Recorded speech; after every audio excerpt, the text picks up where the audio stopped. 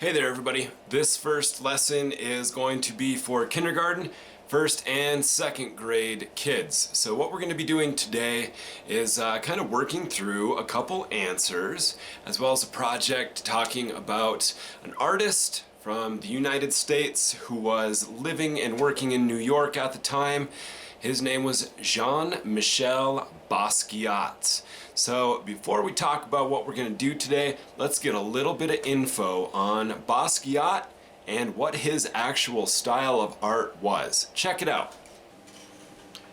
When we're talking about Jean-Michel Basquiat, we're talking about when he was working in the 1970s and the 1980s in New York City. His style was commonly referred to as neo-expressionism, and kind of a big word, but what that really means is that he was just using recognizable things like animals or skulls or even the human body, and he was painting them in a very colorful way and kind of drawing these figures in there in a way that they looked pretty rough. So let's take a peek at some of the simplified rough imagery that Basquiat was using in his paintings. Check out a few of these examples.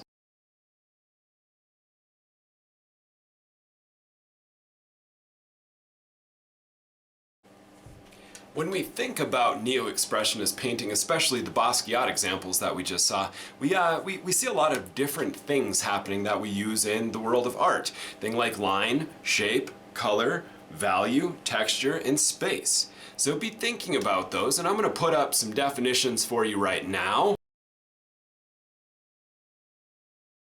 because you're going to have to use those words when you kind of tell me the answers to the questions I'm going to ask you in just a second. I'm going to put up a slide of two different paintings. Here's what I need you to tell me. I need you to tell me which one you think was painted by Basquiat, and I want you to tell me why you think that one was painted by Basquiat. The other things you got to tell me is you have to tell me which one of those two paintings you like better, and then you have to tell me why you like that one better. So here they are. They're going to pop up right now. Boom.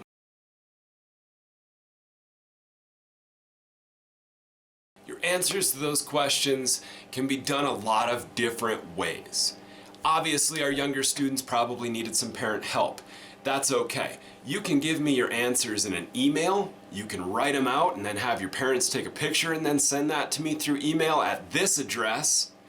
You could take an audio recording on a cell phone and then email that file. You could take a picture on a cell phone and put it in a remind message. Or if you want, you can contact me at that email address and we can set up a Zoom meeting and you can just tell me everything right through Zoom. Whatever is easiest for you and your folks to get me that answer, please do so. They're going to do the same thing with getting me the picture of the project you're about to start right now. You can use a lot of different materials for this project. All you really need to get it done are a pencil and something to draw on, like a piece of paper or a piece of cardboard, pretty much anything flat that you could make a pencil mark on and be able to see it. And what you're going to do is you're going to choose two things from your house, and you're going to draw them out in your best attempt at working in Basquiat's style. So I'm going to choose a coffee cup and a pen, and I'm going to draw it out.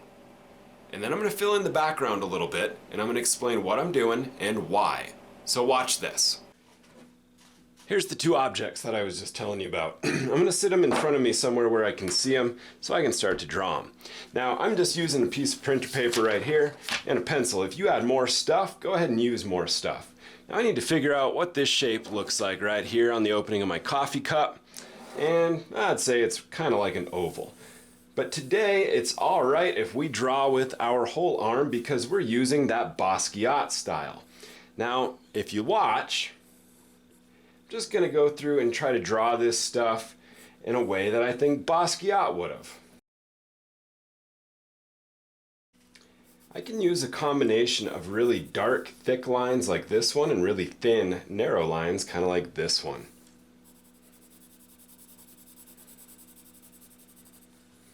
Now down here, I'm going to work on sketching my pen. I'm going to start with a rectangular shape kind of for the body of this pen. Again, if you notice, I am drawing by moving my whole arm. A lot of shapes, a lot of lines, and just kind of moving back and forth right now. We're not trying to make it look perfect. We're trying to make it look kind of like a Basquiat inspired drawing. Add some more lines to make it look kind of more like a Basquiat style background now. And if you think about some of those examples we saw, he used a lot of shapes and lines in the background to kind of fill stuff in. And I'm going to do the same thing right now. I'm not using anything specific. I'm just kind of going with it and letting my hand just make lines. And then obviously we could also end up making some shapes. And if all you've got at home is a pencil, no sweat. You can still use that pencil and press lightly to make a light gray or press hard to get a darker gray. And get your name on there someplace. And I'm going to work this right in with my overall design. I'm going to make it look kind of like a Basquiat style crown.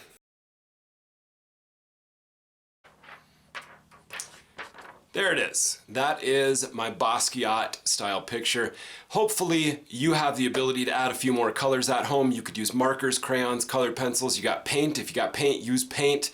If you wanted to collage using old magazines or newspaper, or if you had construction paper, do that. This is just the bare minimum, my friends.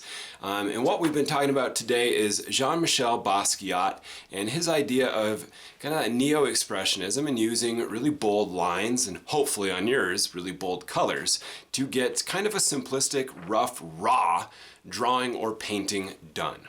So let's talk about how you can send me this stuff. My Canvas has been updated if you're a Canvas user, and all the files and the whole lesson that we just went through, those are already up on Canvas. Now, to get me the things like your responses to the earlier questions and a copy of that picture that you just drew, you can email it by taking a picture and then sending it to this email address. Or you could go ahead and put it in a remind message. Or if you really needed to, you could just go ahead and leave a hard copy of your drawing and your response questions at the school in the office, and I'll pick those up every week. So that's going to take care of things today. That is your art project. You have 2 weeks to get it done. You have from April 6th all the way through April 17th. So work on it whenever you get time. Hopefully it's nothing too stressful for you. And I can't wait to see you again in class. Until next time, see ya.